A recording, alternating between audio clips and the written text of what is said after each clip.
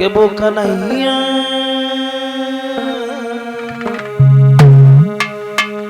उधो कि वो समरिया चलो गाओ बहुत मुझसे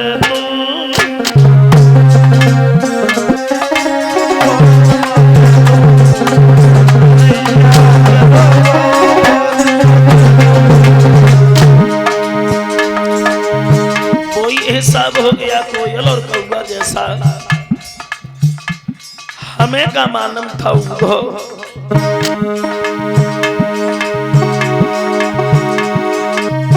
कोयल के सुता कागा पाले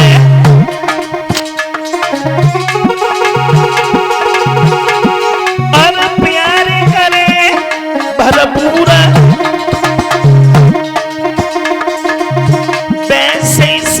को हमारे पारो बाद में भई मजबूर समरिया चलो गाओ बहुत मुझसे दूर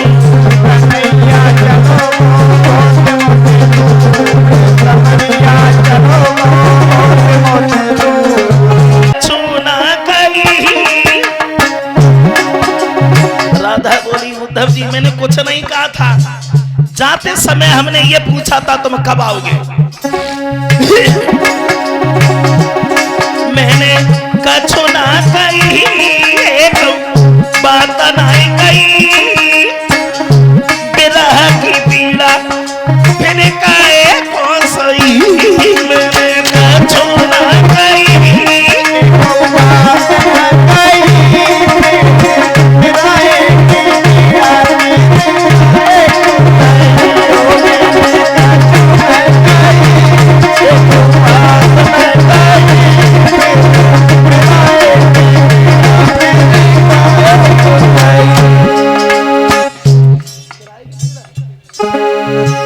भूल गए वो दिन थोड़ी सी माखन के लालच में आकर के गुलचा खाया करते थे थोड़ी सी माखन के पीछे घूमा करते थे भूल गए वो दिन हमसे पूछो हमसे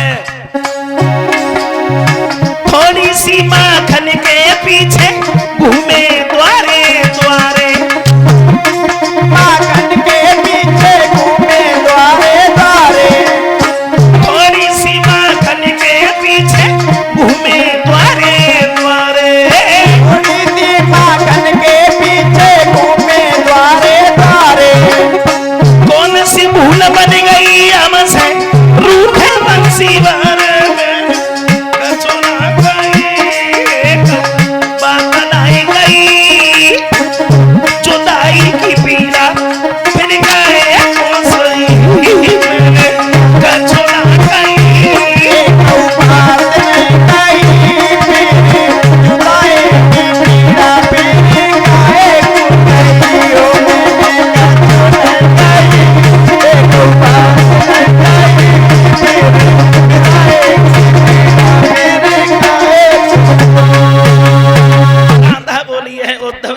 कुछ नहीं कहा था सिर्फ ये पूछा था तुम कब आओगे और इसके अलावा मैंने कुछ नहीं कहा था राधा जब रोने लगी तो ललिता आगे बढ़ी बोली बहने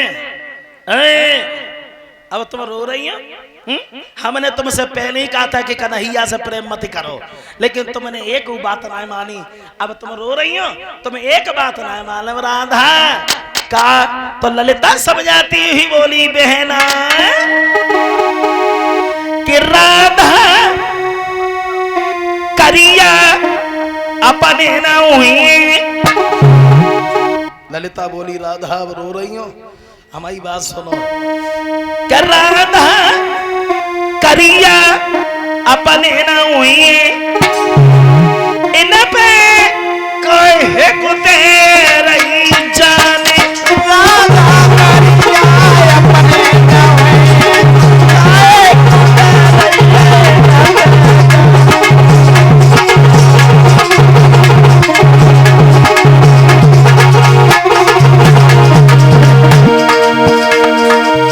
बोली अब रो रही हो हमने तुमसे पहले ही कहा था कि कन्हैया से प्रेम मत करो बहना करिया अपने न हुई इन पे काहे कुते रही प्राण। बहना करिया अपने हुए इन पे काहे कुते रही प्राण।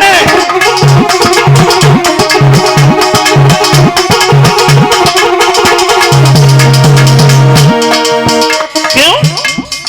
तो ललिता बोली सुना, काली काली बहनी कटारी, काली काली बहन कटारी, काली काली बहनी कटारी, काली काली बहन कटारी, चोले हाथ में तोलो प्यारी, चोलो हाथ में तोलो प्यारी, जो दुश्मन को दाव लगे तो उलटे ले जाओ। राधा करिया अपने न हुए इन पे काहे कुते रही जाओ। बहना करिया अपने हुए इन पे काहे कुते रही प्राण। बहना करिया अपने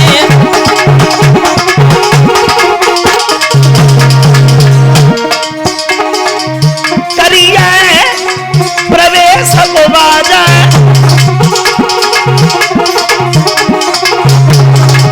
करिया प्रवेश को बाजा,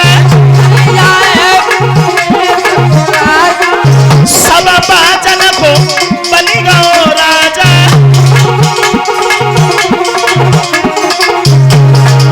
जब सैन में भागवती सीखी हुई गई नीदारा, राधा करिया अपने न हुए इन पे काहे कुते रही जान। राधा करिया अपने हुए इन पे काहे कुते रही प्राण।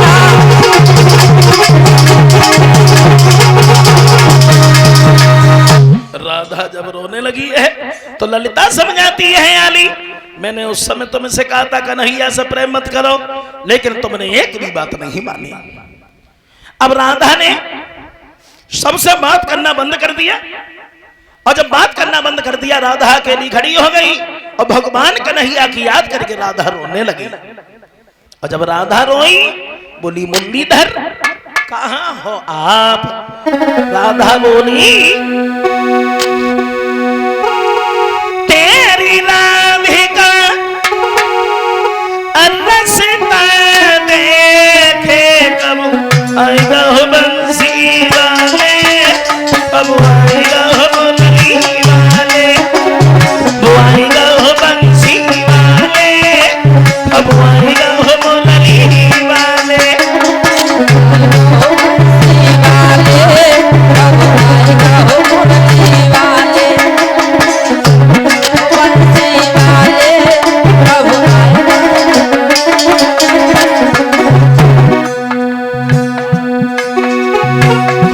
राधा रोने लगी, क्या नहीं आती याद हमारी, रोई रही यशोदा महतारी।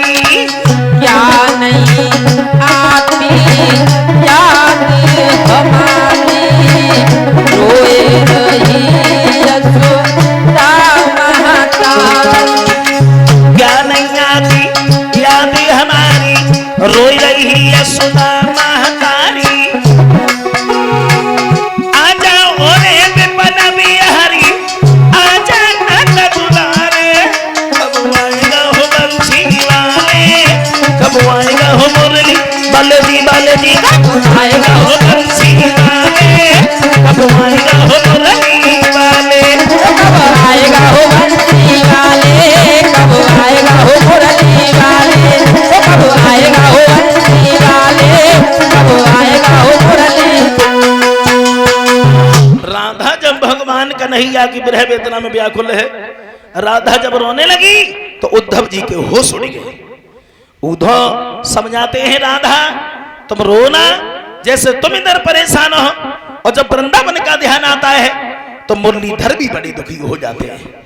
तुम्हारे बारे में हम जाकर के कन्हैया अवश्य कहेंगे। अब इधर उद्धव बोले हैं बहनाओं हम चलना चाहते हैं, हमें अनुमति दो। राधा बोली उद्धव तुम आ गए थे तो अच्छा लगने लगा था, अब तुम जा रहे हो, तुम्हारे जाने के बाद में हमारी क्या दशा होगी, क्या दशा होगी? तो राधा बोली उद्धव जी तुम्हें ना मालूम, तुम्हारे जयवे के बाद में कि जे तारे गिन गिनी तुम्हारे जयवे के बाद में कि तारे गिन गिनी गई उधर रात कटेगी को तारे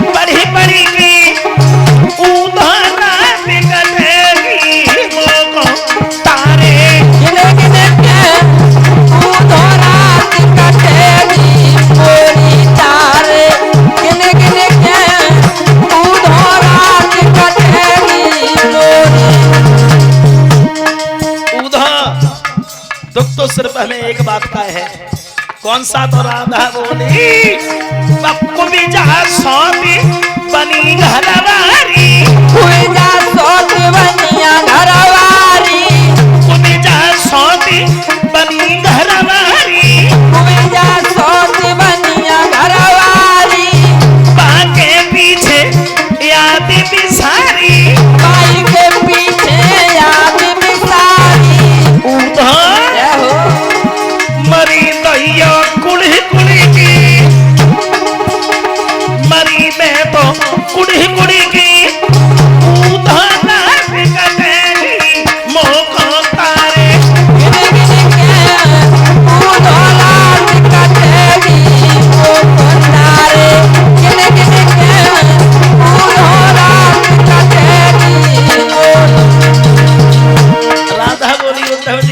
एक बात कहें? उद्धव बोले हाँ कहो।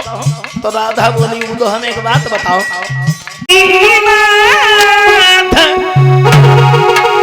हर मुनि ने आता पत्रिका लियो, मुनि सोधी बाची लगन रे के नाम धरी दियो,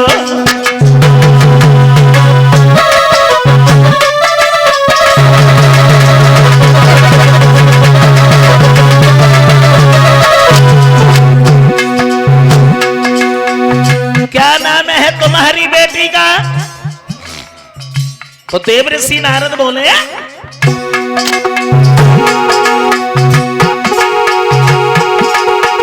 रुक्मिणी जाको नाम सिद्धि सबका, देवने कियो देवने कियो देवने कियो,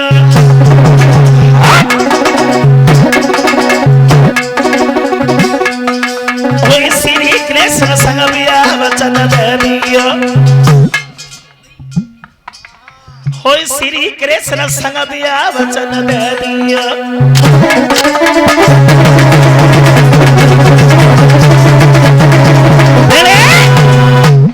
देव ऋषि नारद बोले हैं भीष्म तुम्हारी बेटी का नाम है रुक्मिणी, बहुत चतुर चालाक निकलेगी तुम्हारी ये कन्या। माता छाई गई तन में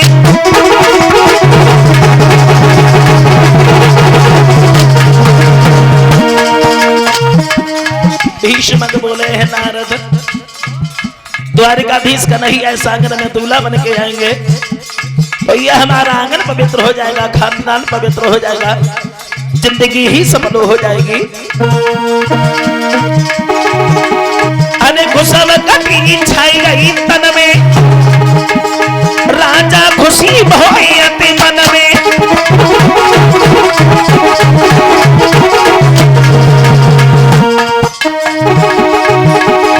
कहेंगे भुजा तो बीच भवन में, नारद भरली ने बाइन में।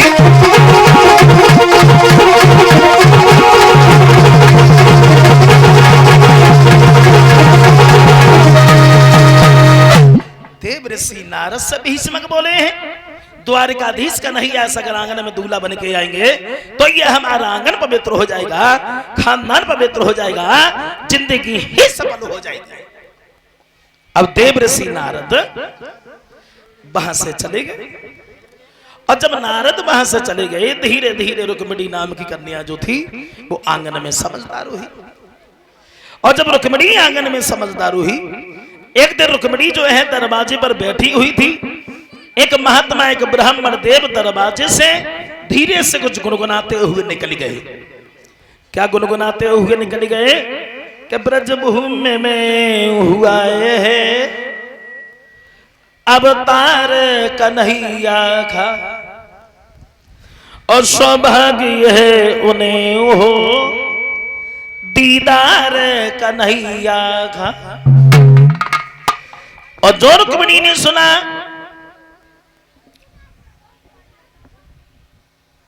कि ब्रजभूमि में भगवान का अवतार हो गया, तो रुक्मिणी के दिमाग में बचपन में एक दूसरी बात गूंज गई।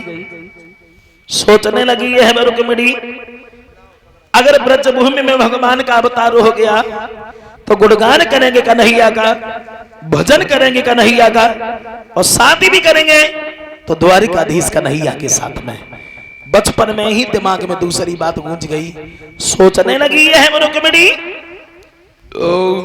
ये 1 से 1 रुपया अरविंद यादव उर्फ भूरे, जो सी गांव रामखेड़ा के रहने वाले हैं, जो कथा में दान कर रहे हैं। 251 रुपया अजीत यादव ड्राइवर साहब, जो कथा में दान कर रहे हैं, और 251 रुपया अजीत यादव। सोचने लगी बेटिया मन में, और जीवन दिन व्यर्थ हो रहे।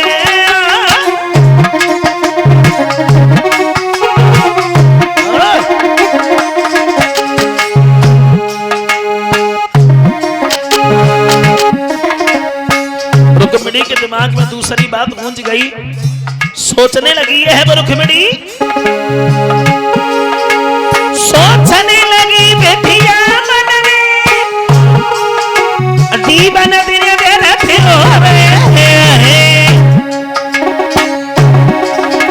माया किस जगह बिना जी रही, लीलाधर किधर सो रहे हैं।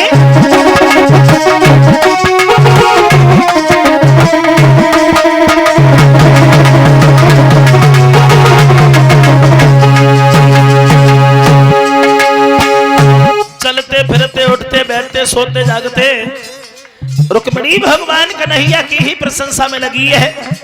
सखियों में कहीं चर्चा छिड़ जाती है तो सिर्फ भगवान कन्हैया की ही बातें किया करती है। चलते फिरते उठते सोते बत कृष्ण हरि गुणगान लगी। सखियन में चर्चा छिड़ जावे तो हरि के गीत सुनाने लगी।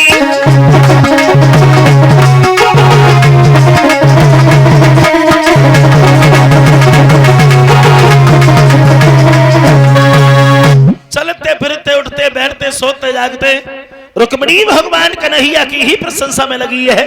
सखियों में कहीं चर्चा छिड़ जाती है तो सिर्फ भगवान कन्हैया की ही बातें किया करती है। धीरे धीरे धीरे धीरे रुक्मिणी राम की कन्या जो थी वो आंगन में समझदार हुई, शादी के योग्य। और जब शादी के लायक हुई तो रुक्मिणी की मां ने देखा है हमारी बेटी शादी के लायक है, और हमारे महाराज को बिल्कुल खबर ही नहीं है कि घर में बेटी शादी के लायक है। जितनी जल्दी हो सके उतनी जल्दी विवाह कर देना चाहिए। हम आज ही अपने महाराज को बुलाएंगे और रुक्मिणी की शादी की बात चलाएंगे। ये बात सोचने के बाद दासी को अपने पास बुलाया है और कहा है तू दरबार में चली जा, हमारे महाराज को बुला करके ले आ। अब बताएंगे बाद में, लेकिन उससे पहले बहुत देर हो गई। तब से हम दासी लगी बुलाई गई, समझ है चली निक जारी, बहन मेरी जारी, दुनिया मेरी जारी।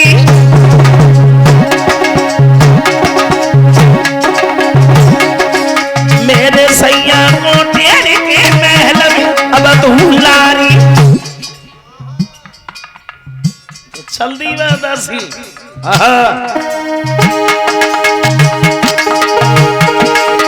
पकड़ गलाई तब दासी की महारानी ने गई सुना, और झपट के जल्दी जाइए मेरे सैया को लाऊंगा।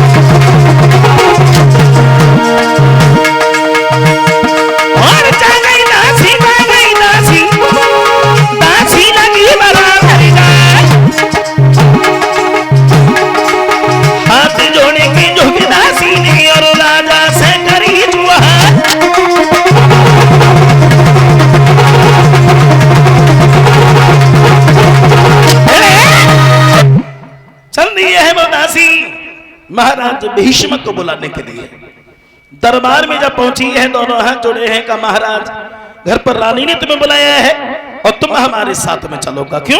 कहा मैं नहीं मालूम।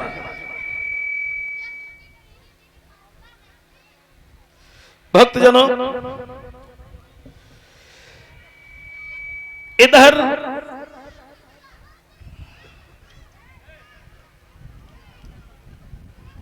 महाराज भीष्मक जो है तब जब दरबार से घर पर कि दरबार के बारी बारी से राजन के नाम सुनाने लगे।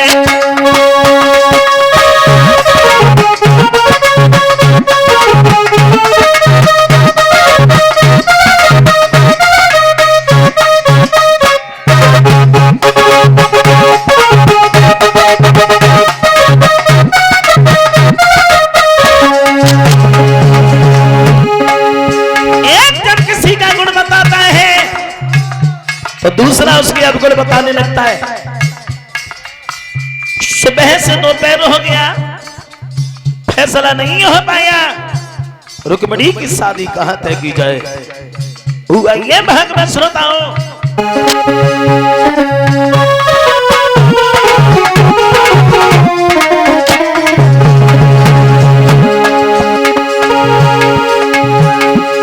दरबार के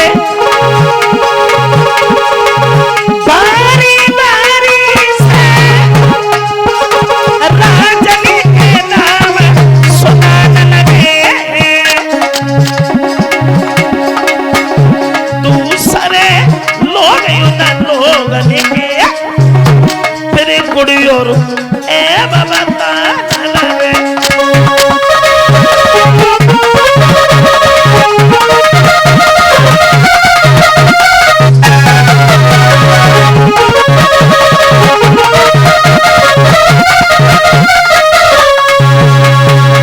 जब किसी का गुण बताता है तो दूसरा उसके अवगुण बताने लगता है। सुबह से दोपहर हो गया, ये फैसला नहीं हो पाया कि रुक्मिणी की शादी कहां तय की जाए। साथ साथ कलश भरने वाली कन्याएं जिन्होंने कलश भरे हैं फिर उठ करके खड़ी हो जाए, बाहर निकले आओ। जिन्होंने कलश भरे हैं वो खड़ी हो जाए, आ जाओ यहां लाइन से खड़ी हो जाओ। ये बच्चा चल जाएगा, इसे पकड़ो। कलश भरने वाली कन्याएं आ जाओ, बाहर आ जाओ। एक जब किसी का गुण बताता है तो दूसरा उसके अपगुण बताने लगता है। बहुत देर हो गई, तब तक एक धीरे से उठ करके खड़ा हो गया, बोला महाराज, महाराज की जय हो। कहिए महाराज, हमारी नजर में एक लड़का है। भीष्मक बोले जब तुम्हारी नजर में एक लड़का है तो बताते क्यों नहीं हो? कैसा परिवार है, कैसा खानदान है, बोलो। बोला महाराज, बहन रुक्मिणी की शादी द्वारिकाधीश कन्हैया के साथ में हो जाए तो कैसी रहेगी। जो भीष्मक ने कन्हैया का नाम सुना एकदम गद्दी से झड़ पड़े।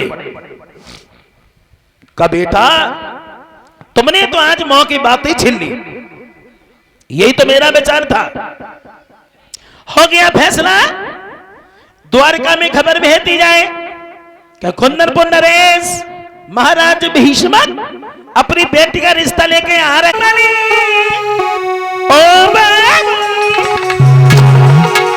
और ये चाले नहीं चले पाएंगी, अगर ये शादी पक्की होगी तो तलवारें चली जाएंगी।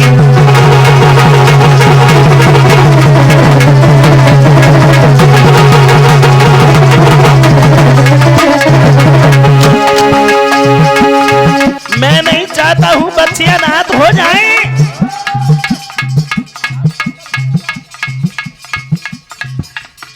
मैं नहीं चाहता हूं खून की नदियां बह जाएं।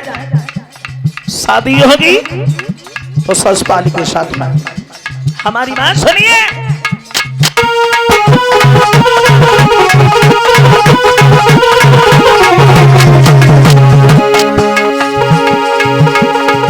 ससुपाल के संग में शादी की और नहीं आना काली होगी। कृष्ण दूल्हा बन के आएगा, जीवन की कुर्बानी होगी।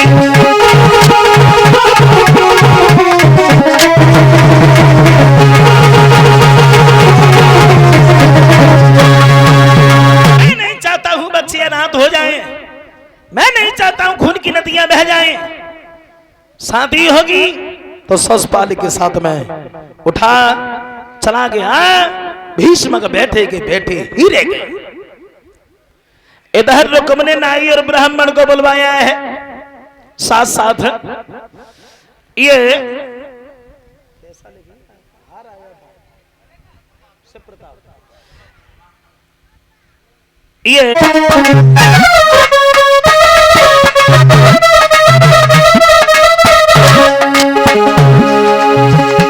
रुक्म ने खत लिखा है, चंदेरी के रहने वाले साले ससपाल,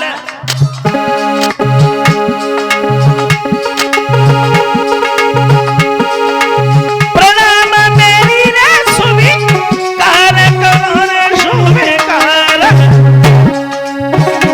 स्वीकार करो तुम भूप चंदेरी के कपाधारी।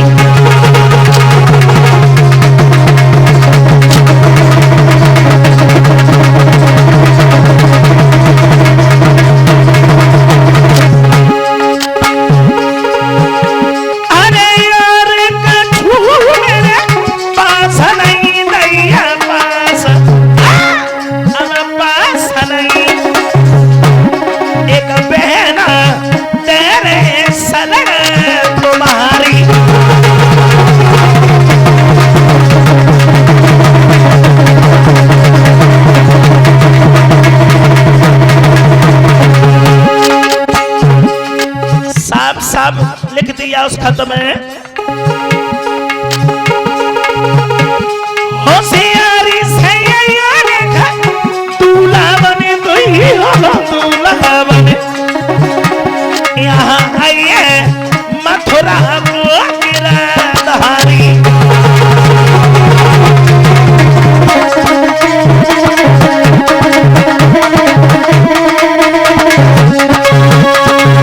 रुक्म ने खत लिखा है, चंदेरी के रहने वाले साले ससपाल जैसा को जो वैसा निभा लेना, खैर हम तुम्हारे बराबर तो नहीं है, तुमने अपनी बहन का विवाह हमारे साथ किया है।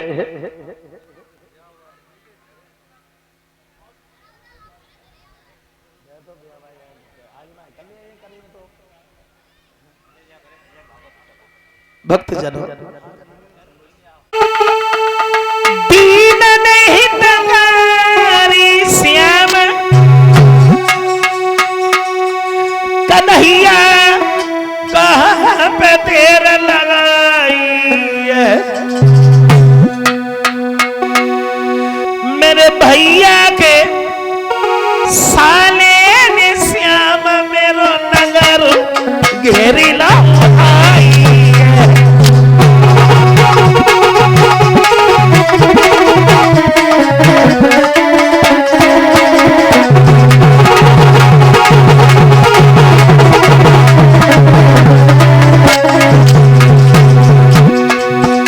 रुक्मिणी जब दरवाजे पर बैठ करके रोने लगी, बोली मुरलीधर हम मर जाएंगे लेकिन ससपाल के साथ शादी करके हरिज नहीं जाएंगे। हमने बचपन से तुम्हारी आस लगाई है। कहाँ मुरलीधर?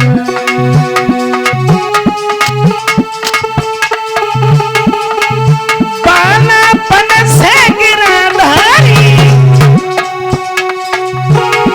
मैंने तेरी आस लगाई है। मेरे भैया करिया नाग बनो ससुपाल लो फुलबाई है।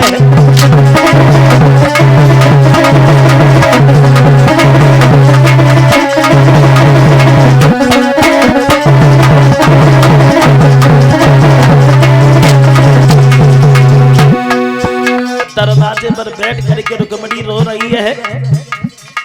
परिणाम ये हुआ भगवत श्रोताओं,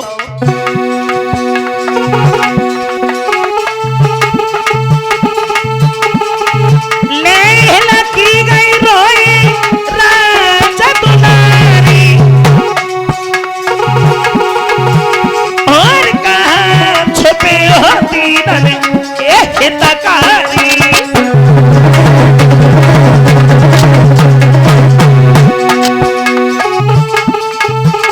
मेरे श्याम तुम बिना अरे नहीं जी पाऊंगी, अरे बिना तुम्हारे कदमी है हम मर जाऊंगी।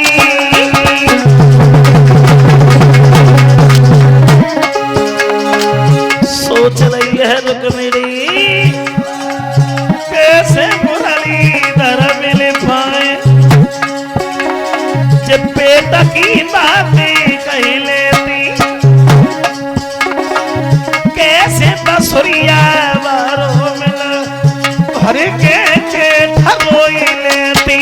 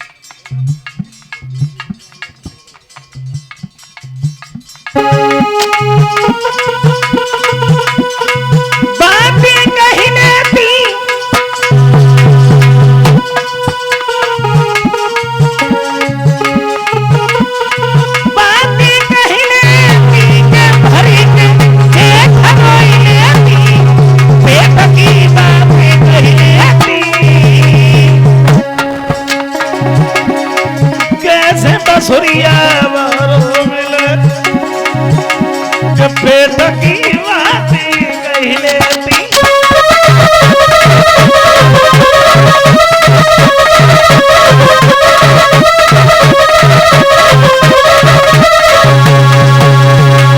करके दरवाजे पर रुक्मिणी रो रही है, इधर रुक्मिणी रो रही है।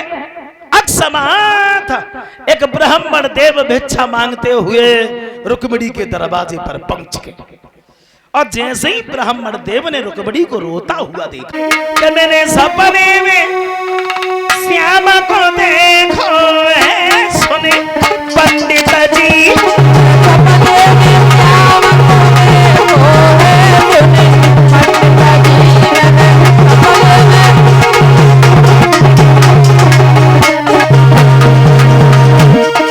ब्राह्मण ने बोले चुप ना ये सपने कब अपने होते हैं सही कह रहे हो। देखा है कि कुछ बात हो भाई बात हुई है क्या कहा तो रुक्मिणी बोली सुनो पंडित जी अरे कहीं गए श्याम चिट्ठिया भेजा भैया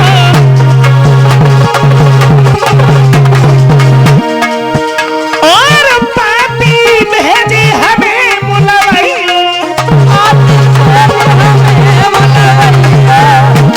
लेकिन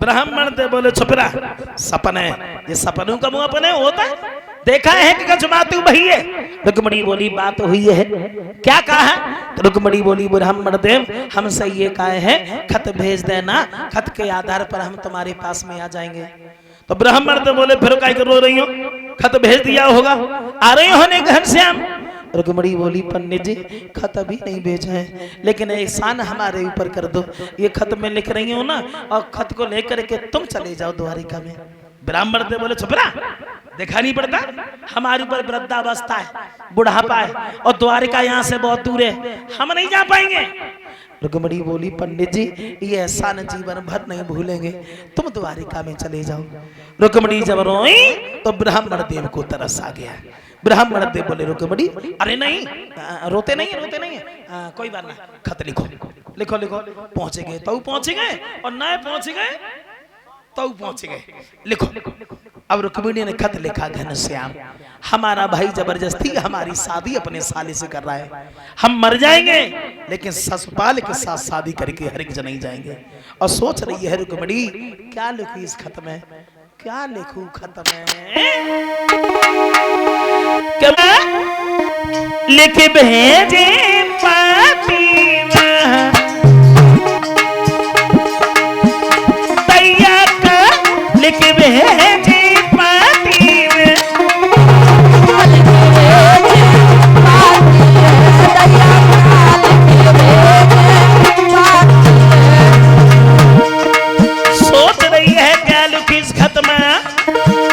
घनश्याम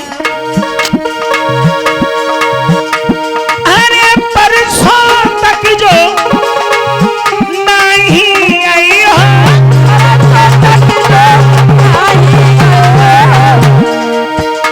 और रुक्मिणी को घर नहीं पाई हो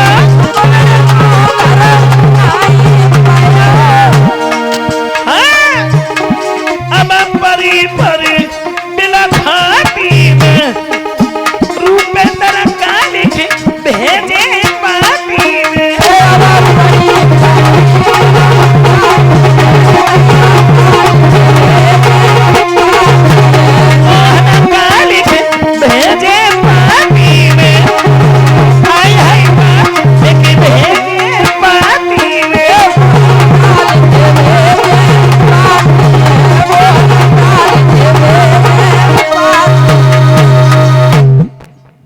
रुक्मिणी ने खत लिखा है और खत लिखकर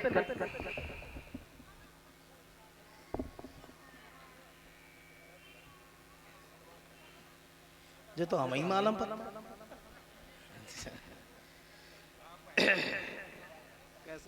बढ़िया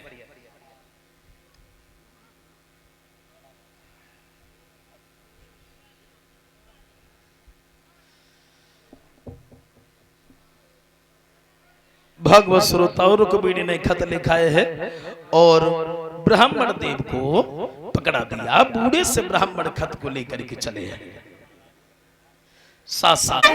अब तो भारी बिलमाई ने कहां बाज के जाए हाँ।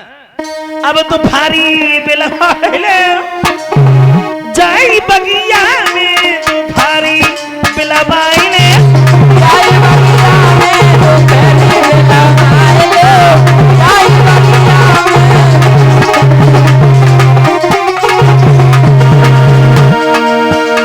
मन ही मन में सोचने लगे पंडित जी द्वारिका इंत बहुत दूर है, कैसे पहुंचे। चलत चलत मेरी पैया पिरानी,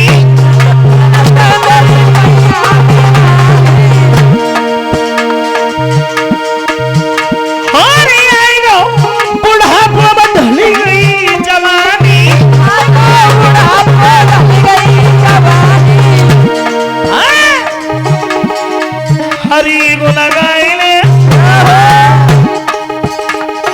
हरी गुण गाइले, जाई बगिया में तो भारी बिलमाइले, जाई बगिया में तो भारी बिलमाइले, जाई बगिया में तो भारी बिलमाइले। क्या किया पंडित जी ने, सुंदर सी देखिएगा पीपल की छाया, देखिएगा पीपल की छाया, और ब्राह्मण ने आसन वहीं पर लगाया, आसन वहीं पर लगाया। लाए सो खाइले, लाए सो खाइले, जाई बगिया में तो भारी बिलमाइले, जाई बगिया में तो भारी बिलमाइले, जाई बगिया में तो भारी बिलमाइले। बूढ़े सही पंडित तो तेरे घरे लग जाएगी,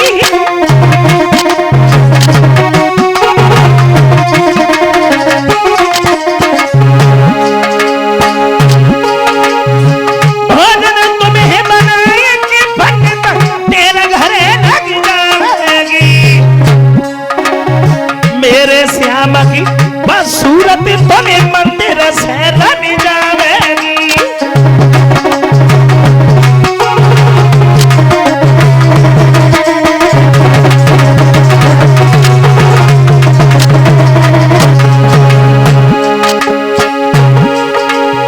मैं जब चली जाएंगे पंडित नगर द्वारिका आई हो तुम, मेरे आंगन में बैठ के पंडित भोजन भाई देना खाई हो तुम,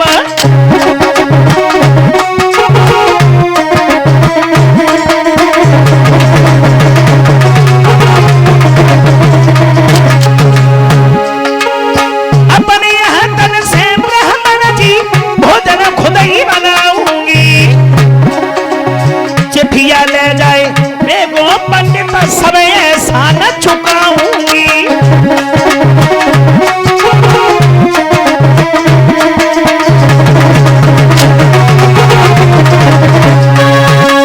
मैं अपने घर को जाते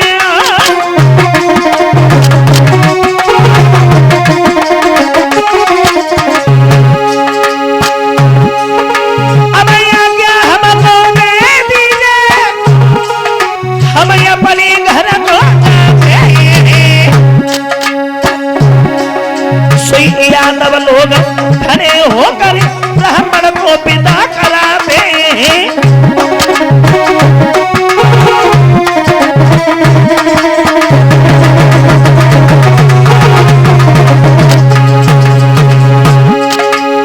ब्राह्मण से बोले भैया बलराम आज हम समझ गए। बलराम बोले क्या समझ गए, तो बड़ी अच्छी बात ब्राह्मण देव ने समझाई है। आज से हमने जानी नहीं ये तो बंसी कृष्ण कहाँ पे है,